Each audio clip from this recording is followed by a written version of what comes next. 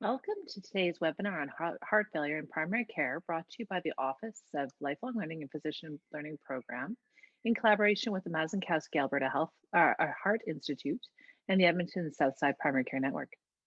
I'm Denise Campbell-Scher. I'm the Associate Dean of the Office of Lifelong Learning and Physician Learning Program here at the University of Alberta.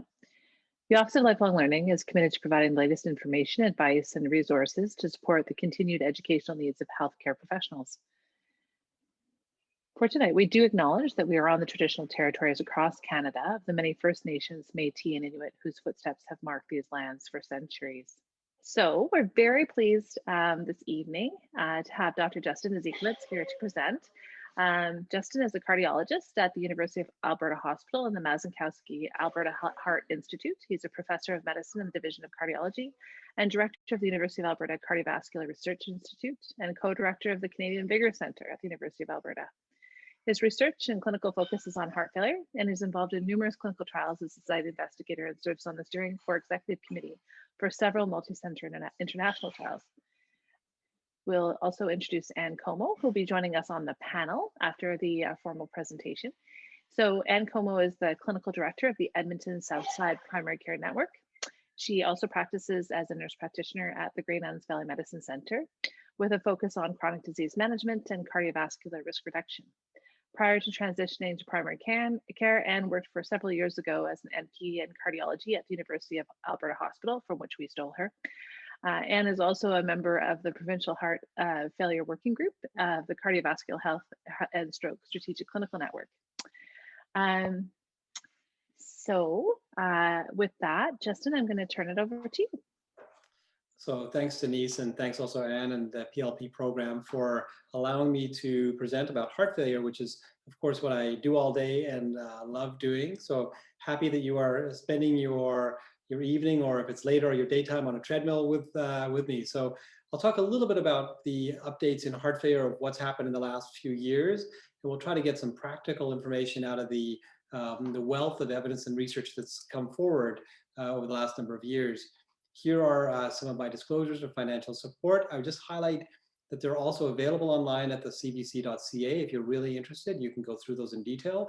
And then many of the slides that I will use are produced as part of the Canadian Heart Failure Society, which is a not-for-profit, the part of the CCS. And so if you are interested, they can also be found there for your interest. Of course, this program, here's a slide I have to read, the disclosure of financial support. It's received in-kind support from the PLP in the form of workshop development and quality improvement resources and supports, and there's no potentials for conflict of interest there. We, of course, try to mitigate any potential bias, and I highlight that you can read this faster than I can say it. I would just highlight that any off-label things, such as medications, will be declared during the presentation. And I'll try to stick to the generic names where possible, and sometimes substitute the brand name so you're also familiar with both if needed. So here's our learning objectives. I will explain some of the advances in the care of patients with heart failure, and I'll focus mainly on heart failure with reduced ejection fraction. We'll talk a little bit about the updated methods on ways in which we can go about diagnosing heart failure, and then we'll talk a little bit about where are we going and what do we understand about these new medications that we're now using in clinical practice. And you may see in your patients if they're seen in a heart function clinic or somebody else has started them and you want to know more. So I'm going to start with some really generic stuff. So I apologize if this is not as exciting, but for many of you, this might be an update. And for some of you, this is what you're routinely practicing already. Now, one of the biggest updates in heart failure over the last couple of decades is really recognizing that ejection fraction is important, but it's not the only thing out there. So we define heart failure as a complex clinical syndrome with abnormal heart function results in the subsequent risk for deteriorating. Now, what's very important is it's a syndrome, and it's not just one disease entity, it's a syndrome. And so that makes it a bit more challenging when a syndrome has many different faces, as you can see in the below, the ejection fraction is one part of this. So HFrEF, or heart failure with reduced ejection fraction, are those patients with an ejection fraction measured usually on echocardiogram of less than or equal to 40%. And then everything above that is either heart failure with mid-range ejection fraction or preserved ejection fraction, so 41 to 49 or greater than 50% respectively. And many of you might have called this diastolic heart failure in the past, or heart failure with preserved systolic function. We've kind of adopted these terms that you see below there on the screen, kind of pretty much globally now. We've got rid of the term congestive. That's no longer part of the definition because many patients don't have congestive symptoms. It's not part of it. And we're using these terms below to really identify and label those patients so we can actually apply the appropriate therapy. The relative percents or prevalence of those diseases are shown in those percents. Most of us are familiar with echocardiography as the most accessible part. The other thing in the last 10, 20, or even 30 years is we've realized that there's many different causes or etiologies of heart failure. And we do encourage people to figure out what the etiology is, because not only does the risk vary across patients, but also sometimes the treatments you may select may differ. So the number one cause in North America is still ischemic heart disease. So it's coronary disease 60% of the time. So if you're a betting person, that would be your bet. We have a lot of idiopathic etiologies that are clumped together, and we think many of these are genetic and other causes. Valvular heart disease continues to be an issue, especially as people age and have more opportunity to develop things such as aortic stenosis or severe mitral regurgitation. Viral things, we're obviously quite aware of that right now. And then, of course, we have all the other things that play a role, and including alcohol, cocaine, methamphetamine, people who've received prior chemotherapy, such as doxorubicin-related cardiomyopathies. Hypertension continues to be one of the leading causes overall when you think about the underlying etiologies, and it's probably prevalent in about 70 or 80% of people with heart failure. So something that we have to keep in mind whenever we're thinking about an etiology. And then regardless of whether the heart failure is, what the etiology, when the EF is reduced, the therapy should be used. So we really don't separate the etiology in this case, but we'll kind of come back to that. We created the CCS algorithm for how you investigate for when you suspect heart failure. So you don't have to know what it is, you kind of suspect it. So on the left-hand side of this blue part, you see the clinical history is quite important. What are the symptoms? Very typically, breathlessness, orthopnea, PND. Reduced exercise tolerance is always a tough one because that has to be kind of age and sex normalized to what that patient was doing beforehand. Fatigue is a common one, and ankle swelling. You guys in primary care see a lot of people with ankle swelling and sometimes have to figure out, is it heart failure or something else? The physical exam, there are some that are very helpful, but most of these are more appropriate for the acute scenario, so in the ER. So they're often quite unhelpful in like an office setting. Initial investigations, which are quite practical and should be done on almost every patient: chest x-ray, ECG, basic lab work. And if you still suspect heart failure, then you go on to getting natriuretic peptides very quickly. Those are actually something we fought very hard in Alberta to get access for primary care. So anybody can order a BNP or NT-proBNP, depending on where you are in the province. And the numbers are, I'll come to on the next page. And that's very helpful because if elevated, it's probably heart failure or related. If you don't think you get that, or perhaps you decide to go a different way, the echocardiogram is going to be the mainstay. And if heart failure is likely based on a number of different things, you're going to begin therapy. And then many of these additional diagnostic investigations, such as cath or MIBIs and MUGAs and et cetera, those are things you're probably going to hand off to get some help to make sure they can be organized and in collaboration. So really the fundamental stuff are the ECG to understand, look, is this tachycardia, AFib? Do they have Q waves across their entire ECG showing that they probably have had a whole bunch of old heart attacks? Like man-eating hypertension with big LVH is another one. Natriuretic peptides, which are all shown on the next slide. Echocardiography, we look at the EF classically, but there's a lot of other things on those echocardiograms which are helpful. Make sure it's of high quality. So send it to places where you get high quality imaging done. The blood tests are pretty basic, but we think getting these simple things is something you're quite used to do. A nice acronym that came out from something that Clyde Yancey published about a year or two ago, maybe 2 or 3 years ago, was this acronym, I need help. So when to refer to a heart failure specialist.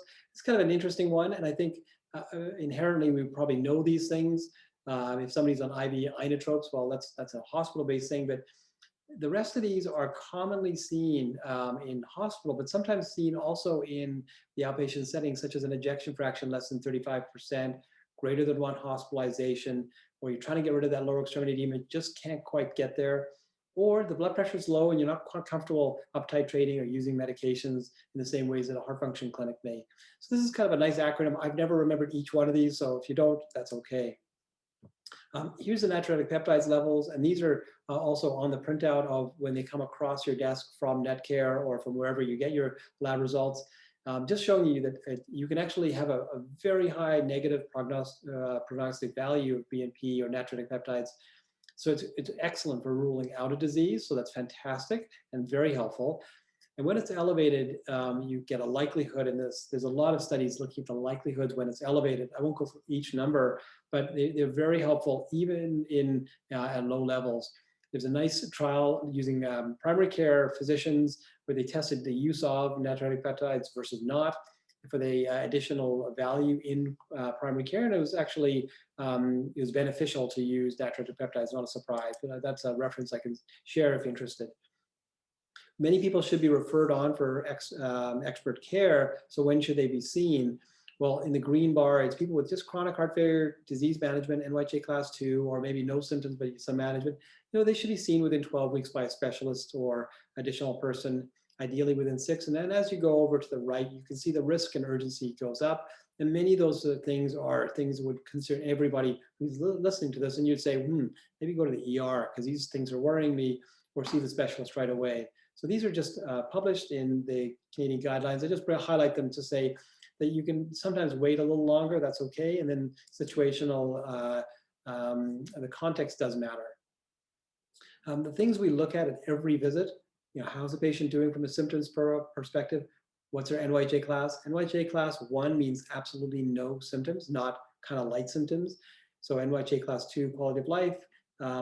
The medication reconciliation, part of all of our jobs, a really tough one. These patients tend to be on a lot of medications to get them right. Can you optimize medications? Oh, is this a great opportunity to maximize GDMT, a guideline-directed medical therapy? And what else are we doing periodically? Echoes, labs, etc. So these things are helpful. Not many of these things are studied by randomized trials, but many of them are felt to be clinically necessary. And I think we are slowly peeling away doing many of these things. So let me peel over to the HEFREF. So in 2017, we did a major overhaul of the Canadian heart failure guidelines. This is by CCS, the Canadian Cardiovascular Society. All of the CCS materials are online, so easily accessible and hopefully in a usable format. In this algorithm, it's starting with people with an EF less than 40%. So this is HEFREF and symptoms. And we said, look, get straight out of the gates, start them on triple therapy. That's ACE, beta blocker, and MRA. And if not tolerant of an ACE, use an ARB. So right out of the gates, get this going. Don't wait for more deterioration or more symptoms. And then titrate to the maximally tolerated target doses, reassess the symptoms. And then you can see that we don't say you don't have to do anything more until you've reassessed them. If they're NYHA class 1, keep going. Triple therapy is great. Class 2 through 4, and sinus or the heart rate's above 70, you've got some choices to make, adding avabradine or switching the ACE to an ARNI, which is Entresto or sacubitril valsartan. And on the right-hand side, you see what happens if their heart rate's nice and low, or they're in AFib or already have a pacemaker, then switch them to an ARNI. And that's pretty straightforward. At no point do we say you need to reassess their ejection fraction until you really have maximized everything. So you don't have to send them for repeat echocardiograms. All the time, on the far left, you can see diuretics to relieve congestion. So that means the lowest dose you can use that would still keep their fluid off. And as you add in more medical therapy, you'll find that most people can get off their diuretic or to a very low dose and don't need as much as you maybe anticipated when they first were diagnosed. So keep that in mind, lowest dose to keep them congestion free. The drugs that we know work, and they all have large randomized trials. So these are not things that are kind of hangovers from previous era without evidence. These are the things with major, large RCTs. Now, here's a couple of nice things. The ARNIs, ACE-ARB, beta blockers, MRAs, and SGLT2s all reduce mortality across the board, no subgroups, nothing. It's just all across the board. Avabradine for people above 77, a heart rate of 77, reduces mortality. And then the other therapies that we've used historically, hydralazine and nitrates, digoxin and loop diuretics, we think play a role, but certainly don't have the same degree of a role for mortality. Then you look for hospitalization, there's probably some marginal gains in those medications. But across the board, big therapies reduce bad outcomes. So I'm just going to go through a couple of these, and I'm just going to hopefully just whistle through a couple of the therapies we use and why we use them, and then we can come back to the ordering, which I think is a question, and how you do that. So first of all, Paradigm, the largest RCT in heart failure ever done in the outpatient setting.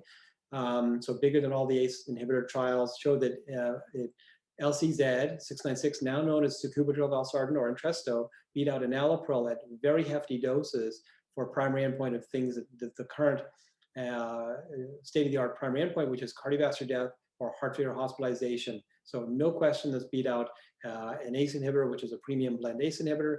And then on the right-hand side, you see Pioneer, which is a small 800 patient trial looking at what happens if you started in patients in hospital. And lo and behold, unexpectedly, this trial looked like it reduces the primary endpoint, the secondary clinical endpoints of cardiovascular death, heart failure hospitalization.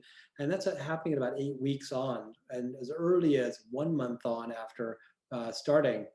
They powered the trial for NT-proBNP, so that obviously goes down more with sacubitril/valsartan compared to enalapril. But it turns out that it reduced clinical endpoints quite efficaciously early on. Now, when we think about ivabradine, many people have not used this drug. It's been around since 2010 in most countries.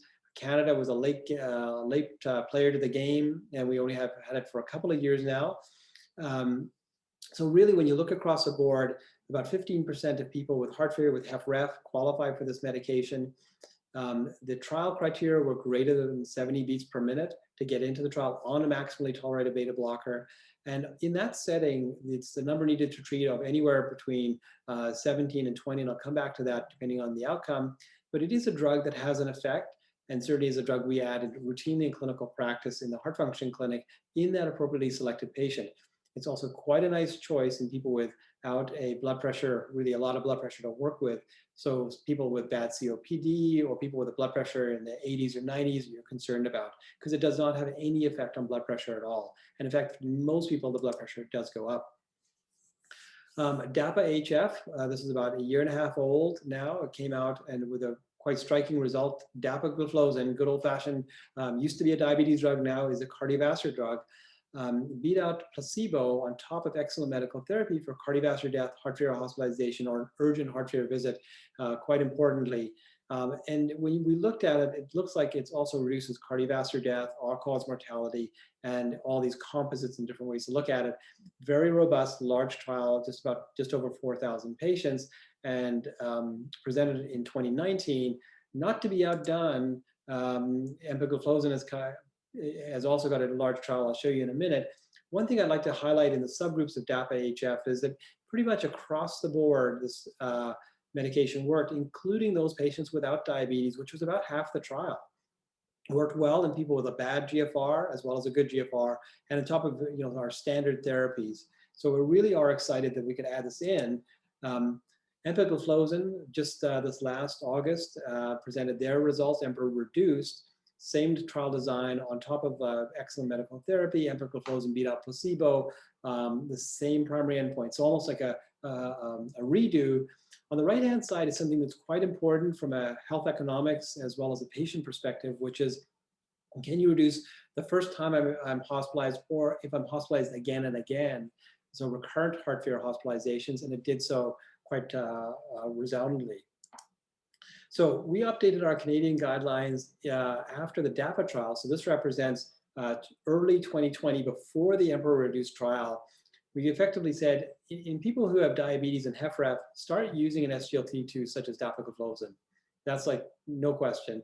And then we said, when people without diabetes, you should also do the same. It's basically, it doesn't matter if the diabetes is almost immaterial in HFrEF, you should be adding on this therapy. And that's been further strengthened by the EMPA reduced results. So now we can just go, I'm going to go quickly through some of the device therapies. The device therapies are complex. I think most people who are going for device care should have been seen by a cardiologist, or should be seen by, they should be in the care of, in addition to your care, it should be in the care of a specialist, because these are complex decisions that have a lot of implications for the patient and the others.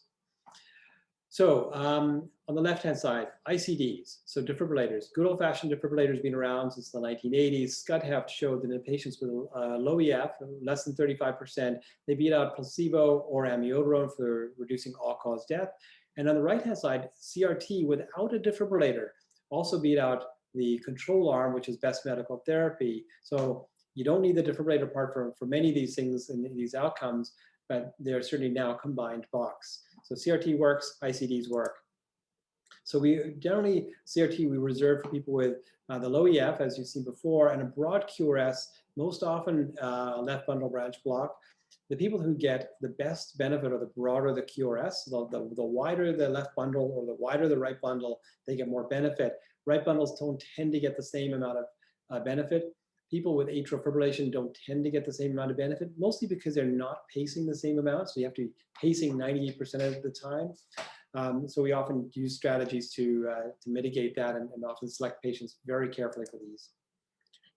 I won't talk about things like LVADs, but they've kind of taken a lot of advances and are good for a very rare number of patients in Alberta or even globally. But they are certainly something we reach for end-stage patients who are young and also have like really no other major contraindications.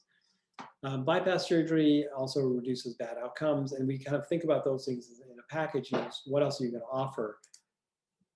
A couple new molecules that have just kind of come out, and just this last in 2020, it's been a huge active year in terms of heart failure. We had the Emperor reduced, we have omecamtiv mecarbil on the right, the Galactive HF trial, which while positive, was narrowly positive in the low EF population using something called omecamtiv mecarbil, which is a cardiac myosin activator.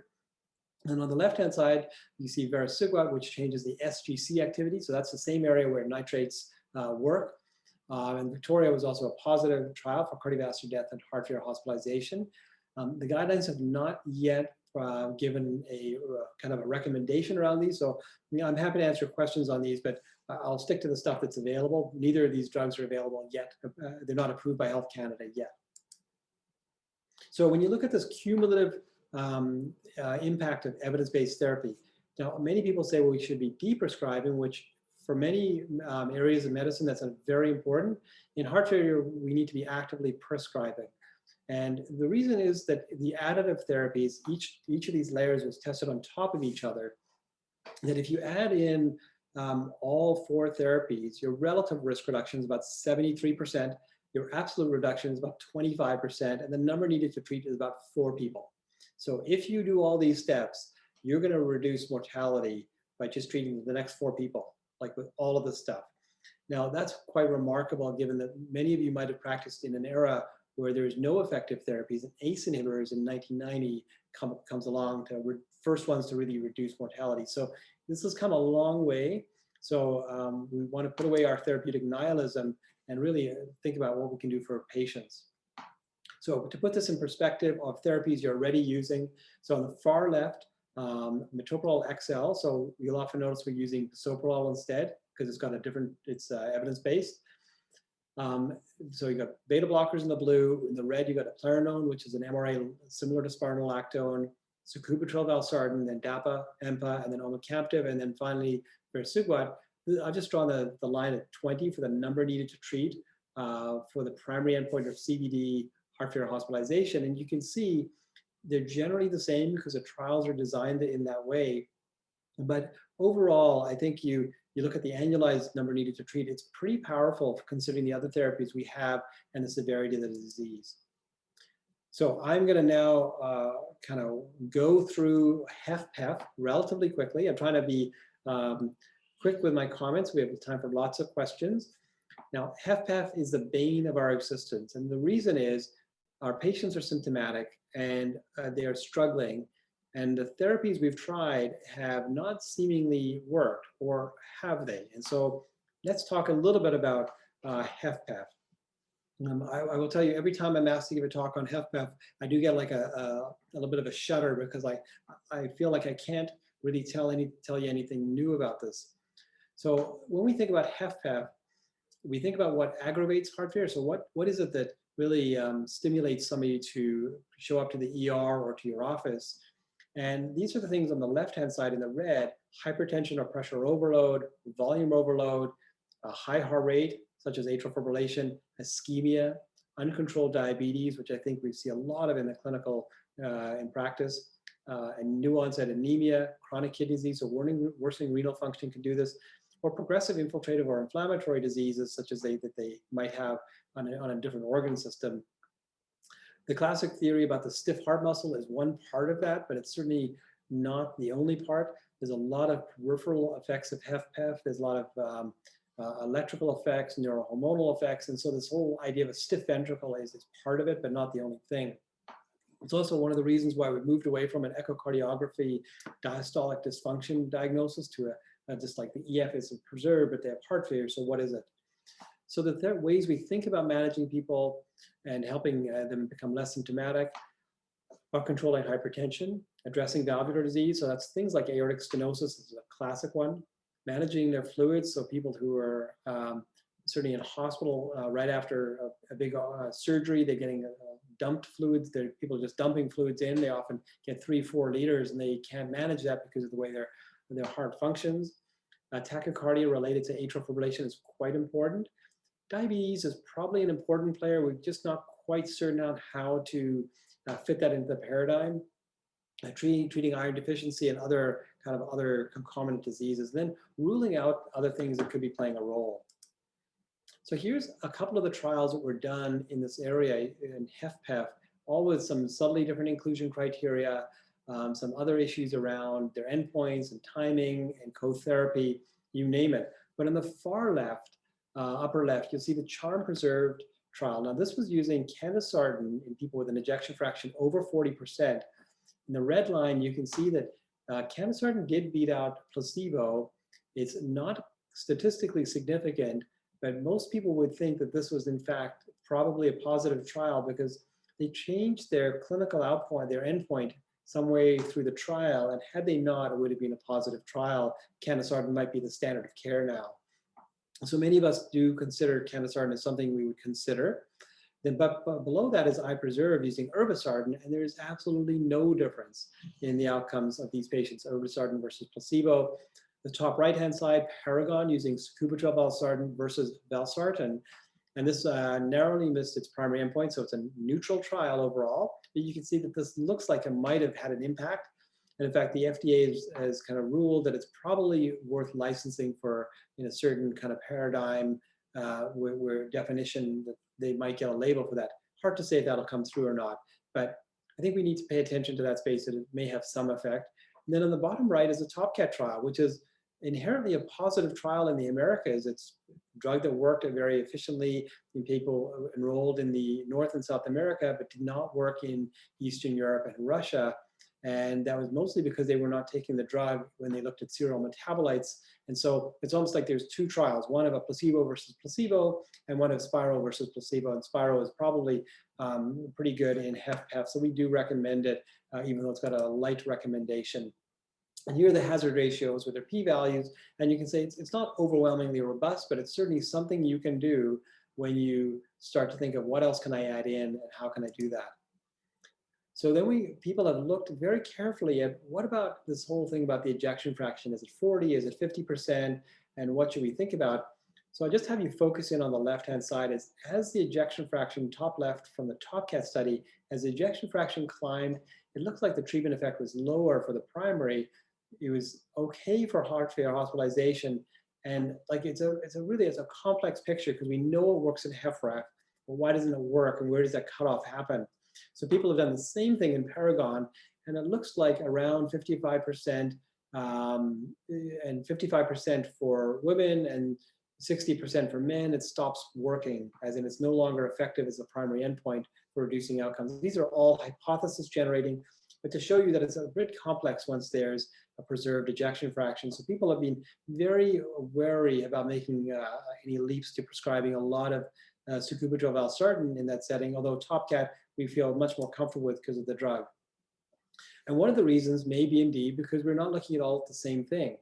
I say HFpEF, that actually represents at least 6 different phenotypes that's seen here on the screen. And this is really nice work by David Kao. And what they've done is taken they've done it in a number of different trials now. And what they've done is said, okay, what is HFpEF? So let's use a special statistical techniques that clump people together in different ways. And you can see that these are really different phenotypes. I'll just point out that, on the far left is category B, which is 96% women, about 65. They don't often have AFib or renal dysfunction or valve disease. That's very different from the one right next to it, which is 100% men, 65, and they have the same things, but they're just different. They're different sexes. Now, if you look at perhaps the E, you have the 75-year-old male who's got a low BMI, but he has AFib and CAD. So what is very important is these represent all of HFpEF, but you can't pick it up by their symptoms, by their blood pressure, or their BNP. It's their other phenotypes that actually make a difference. We don't know how to necessarily do this in clinical trials yet to do a personalized approach to it, but I just highlight that every patient is a bit different. So when Denise and I argue over HFpEF later in the Q&A part, we could be arguing about different things because we have different opinions based on what we've seen. So the last little bit, I'm just going to stick to some practical medical management. So how do we do this medication stuff? So in all of our strategies, like all of you do, is we have to think about, okay, lifestyle management, patient education, and what are the pharmacologic and non-pharmacologic interventions that will work, and tailor that to the individual patient, review it often, and have well-defined goals. That's like anything in medicine, but I think it's very important in heart failure because often there is a moving set of information or evidence base, but also that patient is changing with you as you're treating them.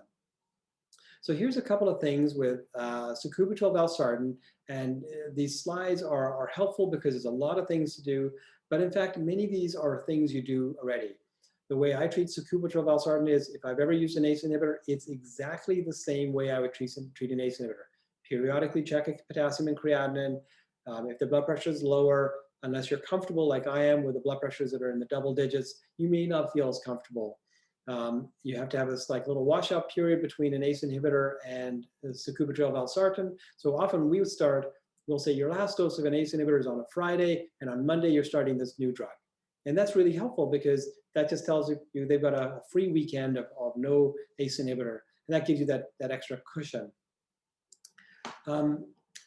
Ivabradine, many of you have not used. I kind of mentioned some quick tips on this one, but if heart rate is above 70 on a beta blocker and you've tried your best to get that up titrated and you cannot, this is where we consider it.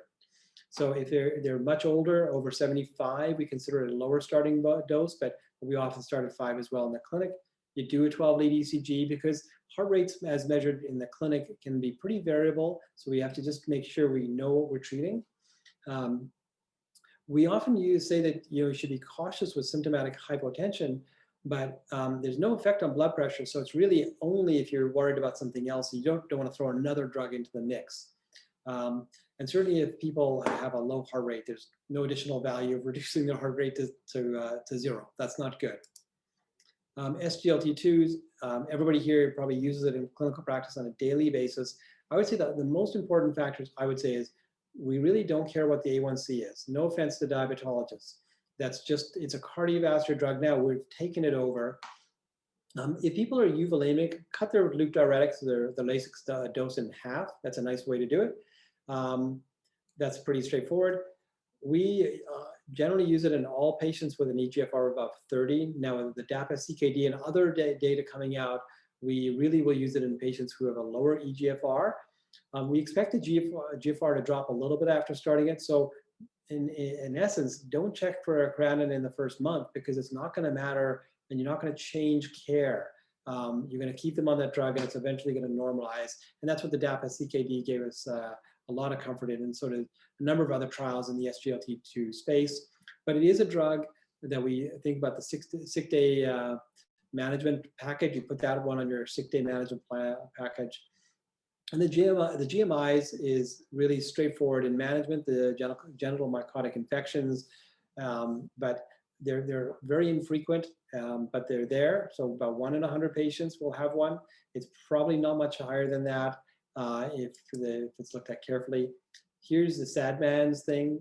We've all seen it, but I think the key ones that I see in practice a lot are their ACE or ARB, or like renin-angiotensin blockers. And like basically every drug on here is something that they're on when I see a patient. So I'm not surprised that we have to almost stop most drugs when they're sick. We came up with an algorithm in the CHFS to say, okay, how do we add this in now? We've got a complex set of drugs already. So what do we do? And this will be updated as we go with the diabetes and non-diabetes issues. So the SGLT2s take a particular good spot in our way we treat patients with HFrEF because they're easy to apply in clinical practice. And most people are familiar with using them in primary care. So here's kind of the indications on the far left. And then we say, well, you know, if they've got a lower EGFR, that will change over time, and then you don't start it. Use a lot more caution if you kind of have one of those things in the blue, especially if they've had DKA and they're diabetic. That's a pretty important one to think about. It doesn't mean it can't be used. It just means that you really want to think about it twice before starting it. And then for the outpatient starting, it's really straightforward. It's 10 milligrams, single dose, started at 100 for canagliflozin. Canagliflozin doesn't have a heart failure trial, so I don't tend to use that. I use DAPA and EMPA for most of my patients. And then the special considerations about what to do if you have a loop diuretic or have insulin. The insulin management often is one of the things that I have the least experience with, and many other people have much greater experience on how to reduce that. I tend to just get rid of the sulfonylurea just because I think we're probably beyond that era. That's a nice era to have in the history books, but it's probably past its prime. And finally, follow-up. Make sure people are adherent to the therapy, the usual things that you would do in clinical practice. Diuretics, I just want to caution you that we use a lot of diuretics. It's only for congestion. Once that congestion is cleared, use the lowest dose possible. And that often is 0. So for many of our patients, around 0, sometimes around 20, 40 BID, you name it. But that is the lowest dose we're going for. We add in a second diuretic if needed. So that's often a thiazide or metolazone. If you're comfortable, that's great. If you're not, ask a specialist to help in because it's not simple and it does take a little bit of caution, but also you have to be willing to take a bit of risk to get that patient less symptomatic. We often have our patients do a sliding scale themselves about diuretics. And of course, anything that to do with hypokalemia is important. The non-pharmacologic things, I can't say enough about this, but it's pretty important. We no longer recommend fluid restriction in all patients, so you can let them drink what they want, but if they're difficult to diurese on the clinical service in hospital, that's the people we would fluid restrict. Sodium intake, of course, I'm biased. I'm running a clinical trial on sodium intake, so I want to be cautious to overweight that. That is something we would think you need to think about. We obviously think exercise is important. Sorry, growling dog, don't mind me. So apologize about that. Always good dog. You got your dog of the day. That's good. Smoking cessation is important. Getting the flu shots, COVID shots. COVID shots are approved for people with heart failure. So with that in mind, right on time, I hope, Denise. Happy to take questions. My dog will not be taking any questions today, although she might have some very good answers. I've never really thought about what she might say. Awesome. Thank you so much, Justin. And Anne is joining us as well for the panel. And so just a reminder to all the participants, please pop your questions in the Q&A. I mean, that was just a tour de force, Justin, but I have to say my head is spinning because my head is still in the space of diastolic dysfunction. And so I'm excited to see all this, but I'm feeling a little overwhelmed. My first question for you is whether or not we can have your slides so that we can go through them. Yeah. No, okay. And I do tend to go quickly through material. There's so much material to go through. So my apologies, Denise. But I do think that's a great point you're making. Is it's changed a lot, and it's changed since we were in medical school. It's changed in the last 10 years. And so how can we possibly absorb all of that? Yeah, and so I think there's some questions popping into the thing. It's fantastic, and I appreciate all the complexity. And I think one of the questions is going to be how can we make it simpler? Or more intuitive. So Muriel's got a question here. So we'll get Muriel to kick us off around, could you comment on the use of chlorthalidone? Yeah, so chlorthalidone, good historical marker in hypertension trials. not commonly tested in heart failure. In fact, there's no trials that really effectively used it in trials of patients with heart failure. And so I'd say it's a drug we're often stopping when I see a patient. We're saying, okay, let's get rid of the drugs we don't have evidence for. So I usually chuck it. And so no offense to chlorthalidone and its historical marking, and it's quite an important drug. So I don't typically use it. Denise, you took away the best question, which is, can I do that at half speed? I'm already at half Well, speed. we're gonna send them out a video and we can all watch it at half speed. And I will have to watch it again at half speed. I mean, it's tremendous amount of information. Candy has a question about is there utility for EMPA at 25 milligrams for heart failure? So a great question. In the early trials as a diabetes drug, there's both a 10 and the 25. In the trials for heart failure, they've all been at 10 milligrams. And so there's not been felt to be any additional efficacy for going to 25.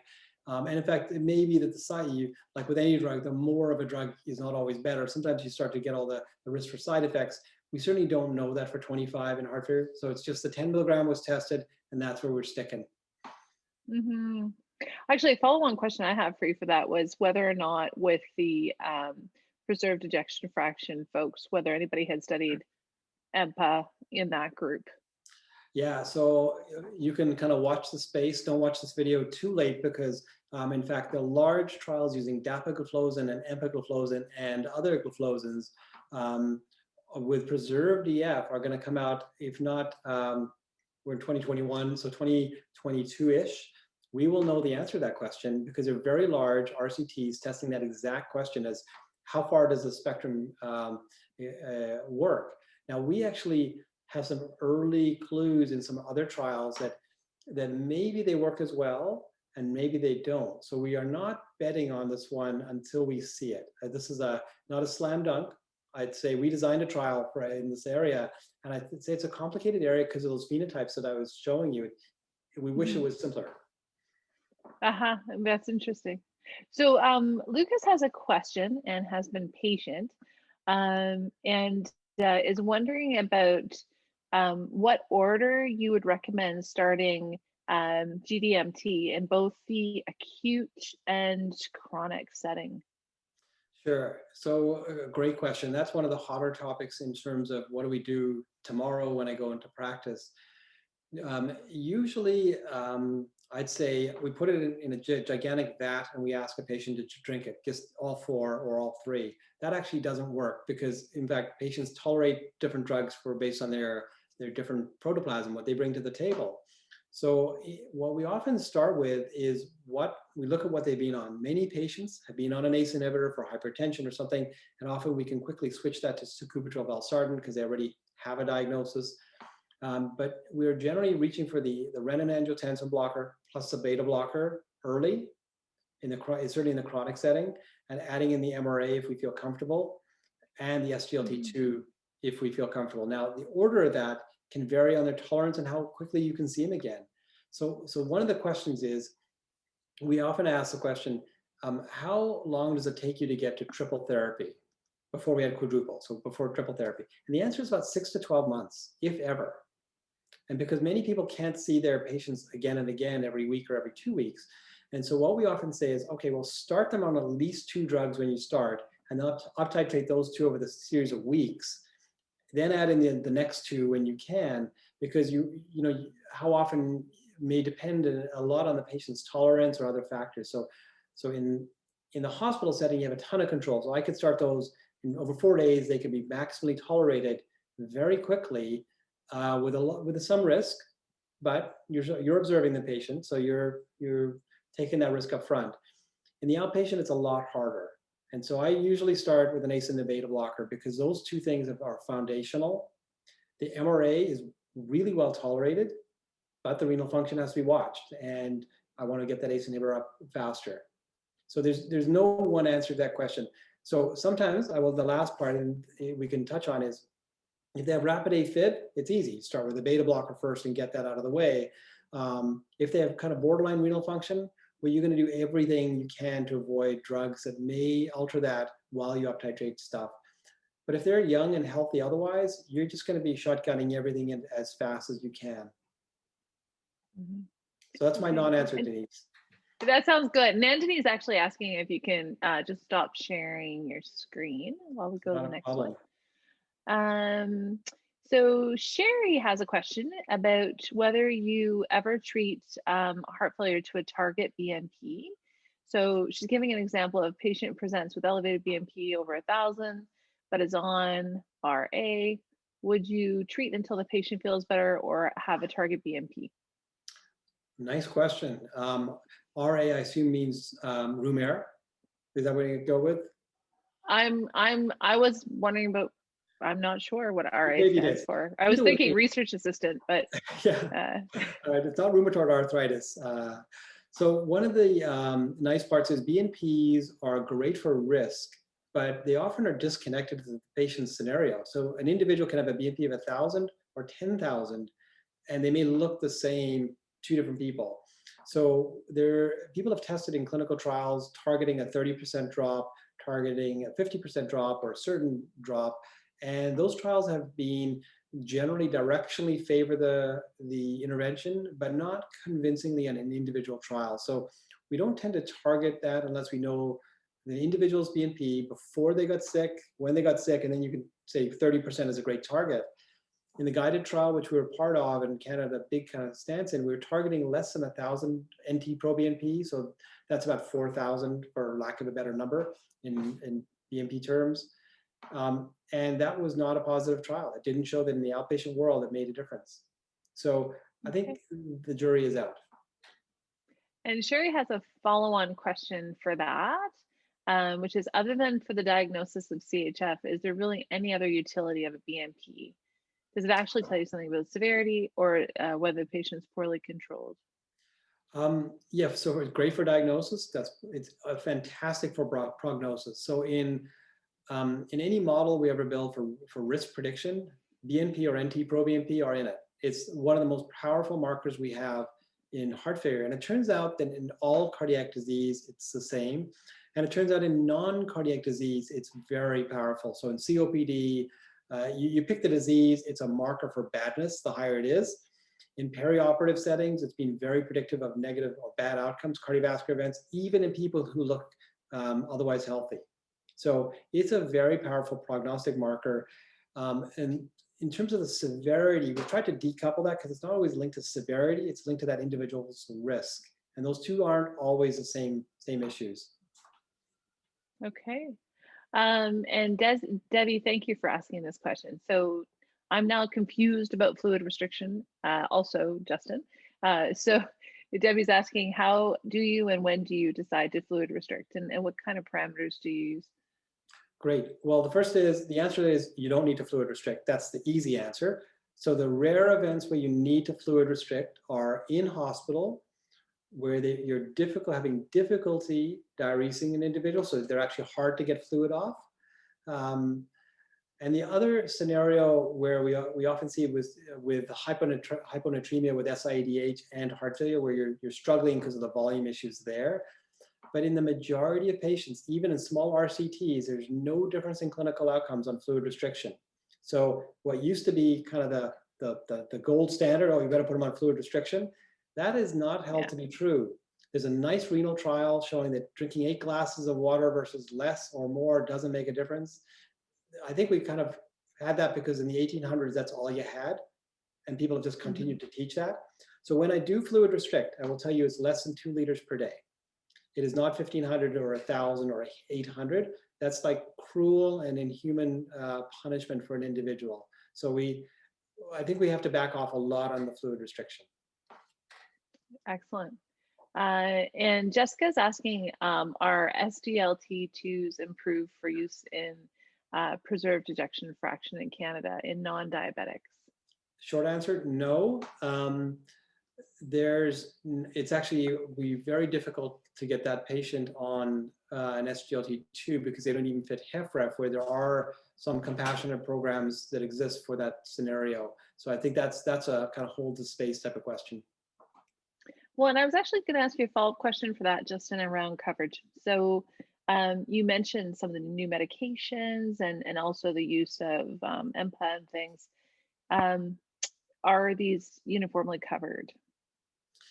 Yeah, so DAPA and EMPA, so for diabetes, that's easy. Yes, they're covered. I haven't had a rejection yet. For patients without diabetes, some of the private insurers have started to cover already, so that's easy. For non-diabetics who are on Blue Cross or Northern Health, for example, we struggle to get that covered. So each of the individual companies has put forward a program to help support patient supply. If you do start it on a patient with HFrEF, that they do have a program to support that. It's a bit onerous, but that's okay. We think it's an important drug. We think that'll also change as each formulary in Alberta, Saskatchewan, you name it, will change over time. But it's certainly one of the battles we have. The other drugs, sacubitril, valsartan, ivabradine, eplerenone, I've not had a rejection in a long time. And so those ones are covered easily. So I would just be cautious. We don't want to separate those two things out. Okay, perfect. And so Muriel and I are contemporaries. And in the old days, we used digoxin. So is that completely passé? So digoxin has a nice place as a historical footprint of its utility. It's, we don't start it on patients. Sometimes we'll continue it in certain patients who tolerate very little else. But it is not a drug that we would say is first or second line. It's really in the third or fourth line. Now, there are certain circumstances where we're reaching for it, such as rapid atrial fibrillation and other scenarios. But even in that, I think we're starting to move on from that and realize that it's not a benign drug. It doesn't change clinical outcomes in the trials where it's being tested. And there are ongoing trials using digitoxin, so it's a kind of version of digoxin, in patients with heart failure. So there actually are ongoing trials where people say, okay, it doesn't have the large evidence base, so let's test it. And so I think that we'll kind of wait for those. I think it's great if you want to make great paintings like Van Gogh to get the colors, but beyond that, I don't prescribe it unless we're absolutely desperate. Mm-hmm. My editorial comment on that will be, if there's 93-year-olds who've been on it stably for a long time, don't mess around, especially not in COVID. It's a fair comment. So don't just do something, stand there. So anyway, so Sherry does clarify that indeed it was room air. And so that's excellent. And Sadia has a question. We'd really appreciate getting those slides on diagnosis and algorithms, if that's possible, I think. Yeah, and we've hosted those on the CHFS website. I'm sure I'm happy to put these in a PDF format for you, Denise, and they can be circulated by PLP. Yeah, we can put them out, I think, or certainly we could put the link as well instead, if you prefer, in the email we send everybody next week with the copy of the presentation, because I think there is such a tremendous amount of information here, Justin, that I know I will really appreciate, and I will definitely need to take time going through it, because I have to unlearn many, many things after today. The fluid restriction. Actually, on that, could you comment a little bit on the sodium piece as well? Yeah, so this has been a difficult topic because as you'll be aware, I'm both not a dietitian and I like to free feed on a lot of bad foods. So that's not a good start for answering the question, but it's a complicated area. The trial we're doing, and I'll come back to answer your question, the trial we're doing is testing whether or not targeting less than 1,500 milligrams of sodium per day compared to usual care is any better. And we're doing that forcibly to get that gap in there. But the average patient with heart failure in Canada eats around 23 to 2,400 milligrams of sodium a day. So that's been tested and looked at. The trials that have been done have mostly been in the acute setting and have not shown a difference. In fact, they may show some harm, but they're complex trials mixed with a lot of other therapies. So we're testing this on free living humans eating their own diet, and we've actually got their target of 1,500 versus usual care. So we'll be able to answer that question this time next year. Awesome. We will bring you back. Now, Anne, this has been like such a whirlwind. So I do want to turn it over to you. Just, first of all, just your general comments on what you're seeing about the transition and your practice in primary care. How you think we can help all of us older dogs learn a few new tricks, and then the update from the PCN. Yeah, sure. Thank you, Justin. That was excellent. Such a great review and definitely some mind-blowing concepts around fluid restriction. That's pretty well ingrained in most of us. So, but we heard you. No more. Patients will be happy about that. So sure, if you want to start my slides. Thanks for the intro, Denise. So my job tonight is to tell you about some exciting upcoming heart failure workshops to carry on what we've learned tonight and use some time together to put some of these learnings into practice. So we have 2 workshops and they're hosted by PLP and the Edmonton Southside Primary Care Network, but they are open to anyone in the zone and further if they so wish. So we're lucky enough to have speakers again from the Mazankowski Alberta Heart Institute. And the first night we're going to focus on trying to identify those patients in your panel using some really practical approaches with your EMR and help from our quality improvement facilitators. And the first workshop will be looking at really identifying who your patients are at risk of developing heart failure and what we can do to help prevent it. And the applied piece will be some breakout rooms with improvement facilitators to explore ways to identify those patients in your panel. Next slide, please. And then the last workshop, which is on April 20th, will look again more at management and optimizing management and who and when to refer.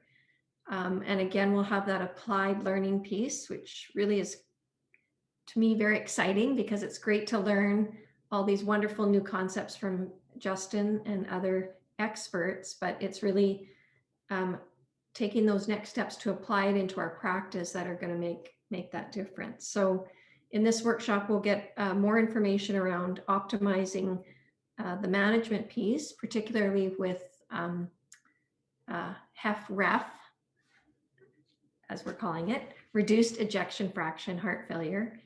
And again, how to find those patients in your EMR, what steps to take to optimize the medications and other therapies, and who to refer. And I'm also excited to tell you that we, through a lot of hard work with PLP, we're able to get I think is it the highest level of Main Pro Plus credits, not sure, but you get 2 per hour for the presentation, but you can actually get 5 credits, up to 5 credits if you do this follow-up implementation piece in your clinics with the help of improvement facilitators. And if you're with a PCN that's not Edmonton Southside, we will try our best to arrange a facilitator from your PCN to attend the workshop with you so that you can implement that applied learning piece. And last slide, please. So this is how you register, and it's important, please, to register through the ESPCN rather than how you registered for tonight's session.